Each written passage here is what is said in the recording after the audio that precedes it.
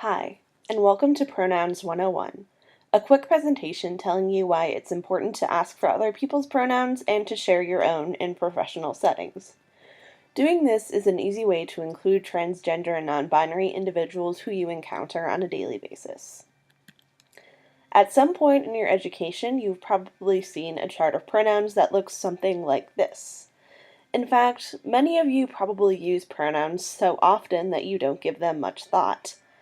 However, it's important to start being intentional about your pronoun usage because you want to make sure that you're using the proper pronouns for everyone, and that everyone is using the proper pronouns for you. You might be wondering why you should care about this issue. The most obvious reason is that everyone has pronouns, and one of the easiest ways to figure out what they are is to ask people for their pronouns. In addition to this, asking for pronouns can make transgender individuals feel safe and included in a particular setting, something that can lower the astronomically high suicide rate among the trans community. This is also a thing that can be implemented with little cost and effort and can make trans people feel safe, which, if it can just help one trans person, it's more than worth it. Additionally, if you're an instructor like myself, asking your students for their pronouns can prompt a mini grammar lesson that might be helpful to some of your students, particularly if they're less comfortable speaking English. Now, here's a chart of pronouns that's a little bit more inclusive than the one you saw on the first slide.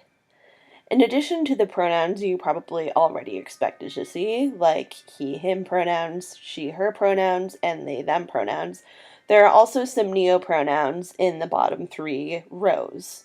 Neopronouns are newly invented pronouns meant for non-binary or trans individuals. Some people you know might use neopronouns, either the ones here or different ones, so you'll want to familiarize yourself with them if you're not familiar with them already. Now, you might be wondering how to put this into play, which fortunately is what we're going to discuss right now. So here are some settings which would be good places to introduce yourself with pronouns or to ask for other people's. Again, if you're an instructor like myself, you might want to ask for them at the start of classes with your new groups of students. You can ask when meeting a new colleague. You can ask at the start of official meetings, perhaps not every single one, but the ones after someone new is hired or at the start of a new year or semester would be perfect times to check in with pronouns. When meeting people at a conference is a good time to share pronouns, and before giving a presentation. You can put them right there on your introduction slide if you want. If you're not sure how to do this, here's a template that you can use. Just say, hi, I'm so-and-so, and I use whatever pronouns. It might sound a little bit weird at first, but the more you and others practice it, the more normal it's going to sound. If you're unable to say your pronouns out loud, for whatever reason that might be, you absolutely can still share them with people in other ways. You can do things like wearing pronoun jewelry, either like a necklace, a bracelet, a pin, something like that, so that other people can see it and read it. If you're at some sort of introductory event, you can write your pronouns on your name tag under your name or above your name, whatever floats your boat. And you can include pronouns in your email signature or on your business card.